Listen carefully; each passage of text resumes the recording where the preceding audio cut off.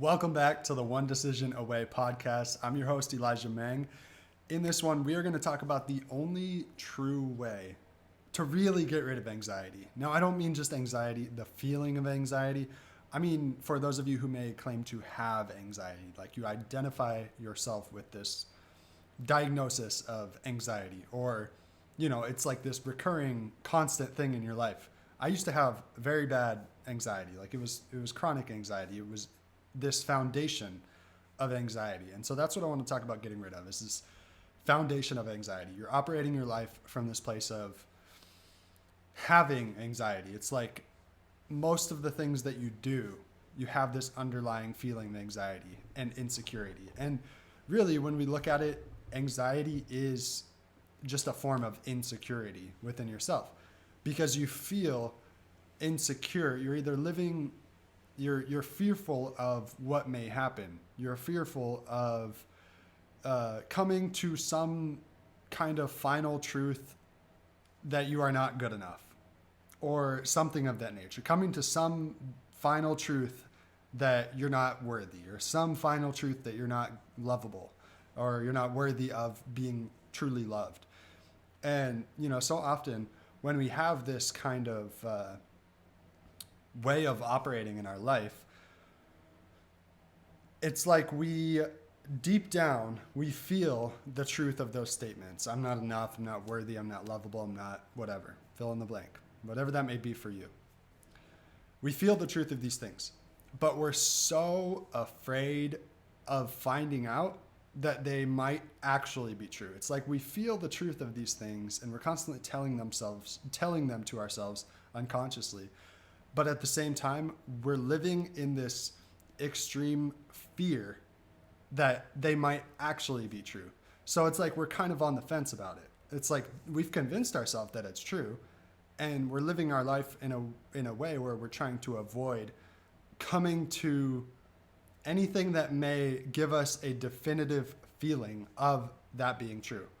And so it's like we're in between. We're insecure. We don't really know what is true. We don't really know who we are. We're confused about who we are, if we're being real. Because if you're living from that place of insecurity within yourself, it's because you don't really know who you are. Now, the difference here is, yes, you can experience anxiety and not have anxiety. Typically, when someone says they have anxiety, it's because you're experiencing it often, every single day. Like it's a regular, like even a little tiny thing will trigger that anxiety within you if you're not already feeling it.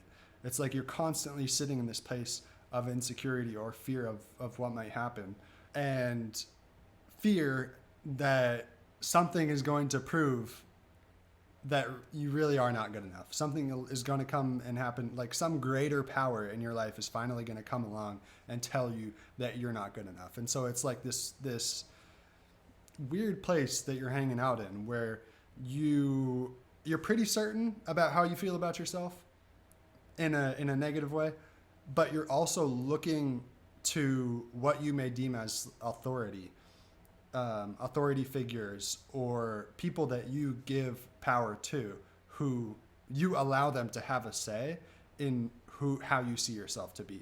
So typically those are in the relationships that are closest to us in our lives. And so to really get down to it, the only true way to get rid of this anxiety is by coming to and developing and cultivating a place of knowing, of peace, of comfort within yourself, cultivating the comforter within yourself.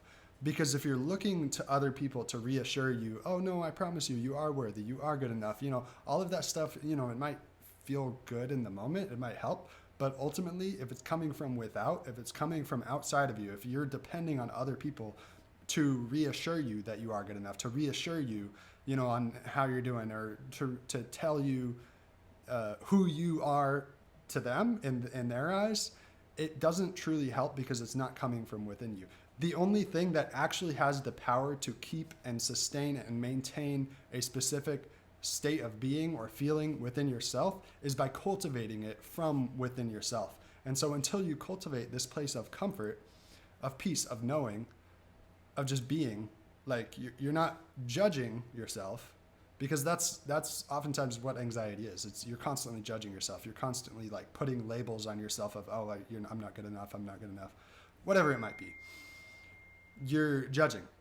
But when you come to this place within yourself of being, of having this place of comfort that you have created, that you have cultivated within yourself, you have to cultivate it within yourself. If you don't cultivate it, then you're not going to know how to return to it.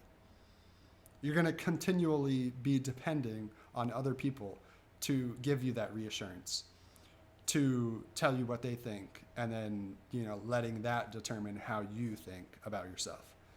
And so anxiety is not something that can be cured by medication. It really can't, because, what they often contribute anxiety and depression to is a chemical imbalance in your brain. But the chemical imbalance in your brain is not causing the anxiety. It's just a symptom of the insecurity within yourself. Because when you're insecure within yourself and, you're literally living in this place of dis-ease, like you're never at ease within yourself, then of course that's going to throw off the chemical balances in your brain and in your body and your organs as a whole. And that's why you get this feeling. So when it comes to anxiety, if this isn't something that is like chronic anxiety that you are experiencing all the time, regularly, like sometimes I get anxiety and I just need to move. It's just like this feeling of pent up energy, so like that can be a solution. You just need to move. You just need to exercise. But the real like getting rid of having anxiety that I'm talking about, that can only come from within, from finding this place of comfort within yourself. Now, this can be through self-love, learning to really love yourself and see yourself for who you really are, outside of the picture, the distorted picture of yourself that you see based on how you think other people are thinking about you. Because so often we define ourselves and we really come to view ourselves not based on how we think we are, but how we think other people think we are.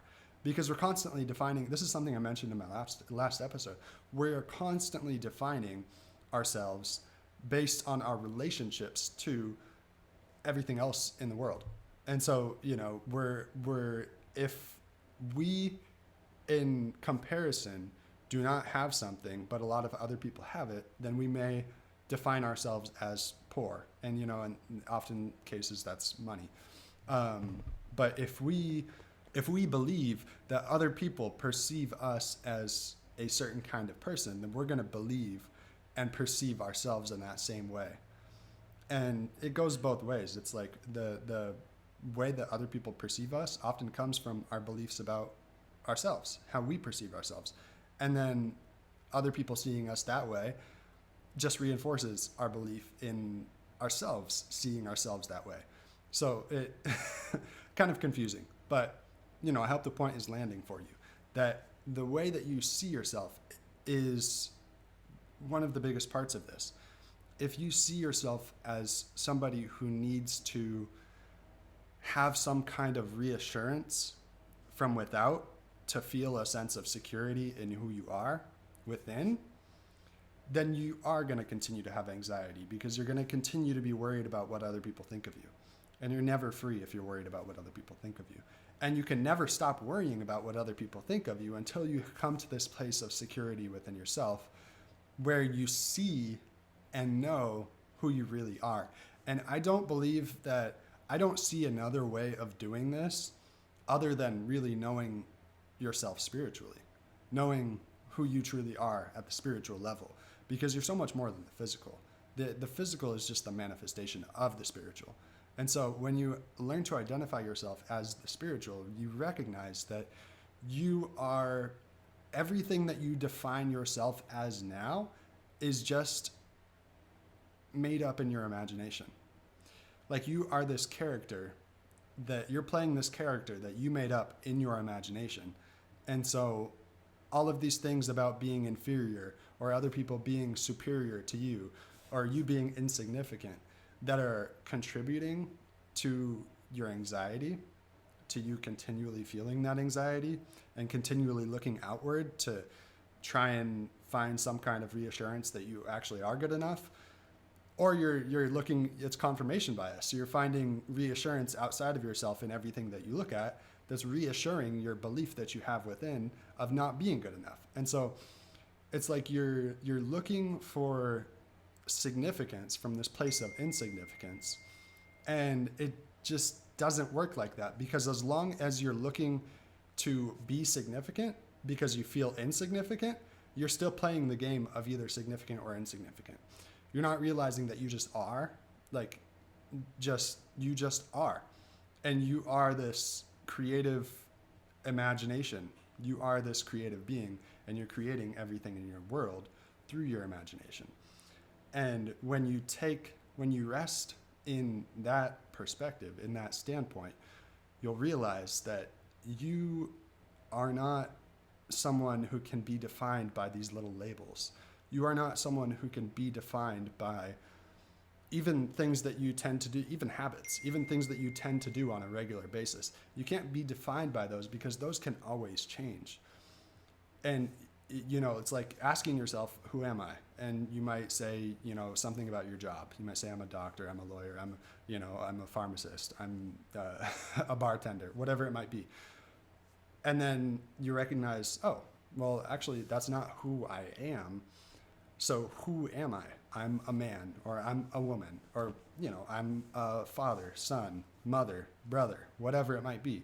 But even then, go a little deeper. Like, okay, I'm poor, I'm rich. It doesn't matter what label you put on yourself. All of these labels live within the world of duality, but you, at your core, emanate from the world of non-duality, and you cannot attach any of these labels to who you actually are. And so this is where, there's the separation between, that's why I say that it can only really be achieved through a spiritual path, a spiritual journey, an internal journey within yourself, because the separation here is there's the ego part of you that wants to attach to all of these worldly things. It wants to identify yourself based on these labels. And then there's the spirit within you that it cannot do that. It knows that you are so much more. And the battle here is the ego doesn't really know the spirit, and the spirit doesn't really know the ego, because they're living in two completely different worlds. The spirit knows that you are innocent, that you are always forgiven, because the spirit is never condemning you. The spirit is just allowing you to learn your lesson. Like, regardless of what you do, you're always innocent, but regardless of what you do, you are going to experience the consequences. There are inevitable consequences to certain things that you do in your life. But your spirit is never going to hold that against you. Your ego always will. Your ego is trying to grasp onto identification with what is temporary, which is, it's impossible. Your ego is built on a weak foundation that cannot survive any kind of challenge. And when it does come face to face with some kind of challenge that challenges the identity that your ego has created, it feels like a death, but then your ego will just go on to identify with something else. That's how it works.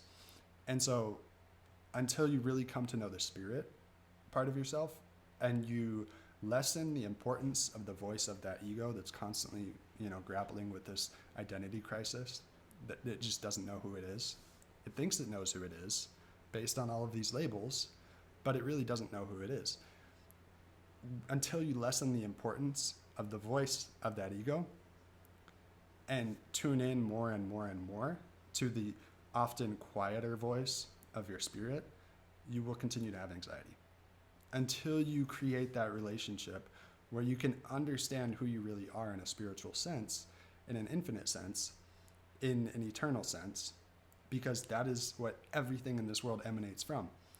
Everything in the physical world is emanating from the non-physical world. And so you are as you imagine yourself to be. So you don't have to condemn yourself. You don't have to beat yourself up for this negative perspective that you have of yourself that feels like this inescapable prison, because in the eyes of the ego, you can't really change that. You don't need to beat yourself up for that. You just need to imagine a new reality. You just need to imagine yourself as already being who you want to be. And being who you want to be isn't really the solution to the anxiety. Like, I used to have a lot of anxiety around feeling like I had no direction in life, not having money as well. But I was able to get rid of that anxiety while still not having money, while still not feeling like I had the clearest direction in my life, because I connected to myself on that spiritual level. Until you connect to yourself on that spiritual level, you're not going to know what you really are, who you really are. And so it's very necessary. You have to release the grip on the false identification with all of these labels and really understand who you are. You need to go within. It can only be achieved through an internal direction, through an internal journey, an internal path. There is no other way. So this is the only way that you can actually get rid of anxiety. And like I said, I feel anxiety sometimes, but it's not like that crippling chronic anxiety that I used to feel on a daily basis because I was so lost. And that's the thing, we will always find ourselves losing ourselves. We will always get lost on the journey, but we will always find our way back as well. And so trust that.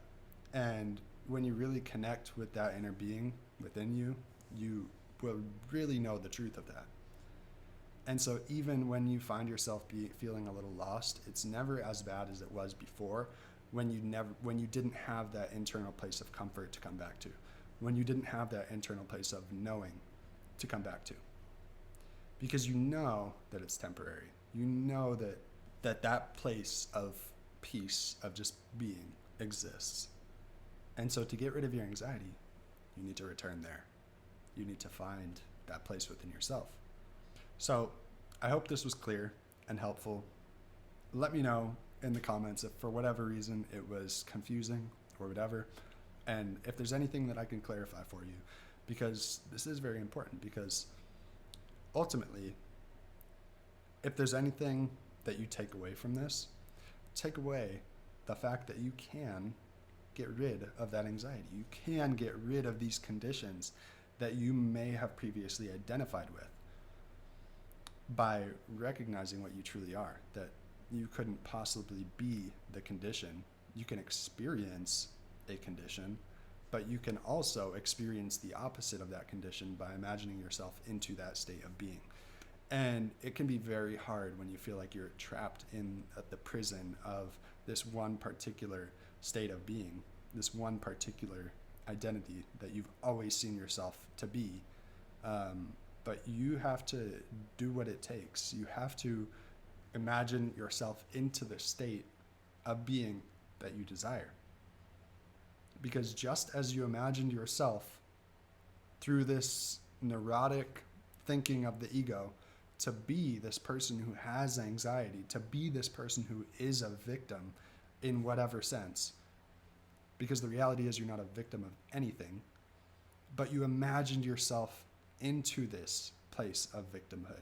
And just as you have done that, you can imagine yourself out of it. You can imagine yourself into the place of freedom where you truly belong.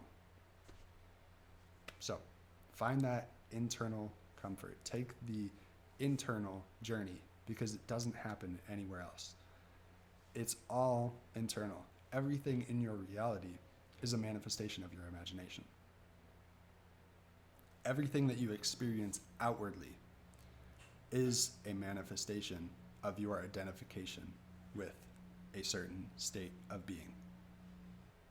So again, please let me know, drop a comment down below, share your thoughts, takeaways, anything that you would like me to clarify, or if you have any questions that you'd like me to make another episode on, I would love to. I really appreciate recommendations and feedback. So thank you so much. Make sure you like, comment, and subscribe, and stay tuned. I'll see you in the next episode. Peace.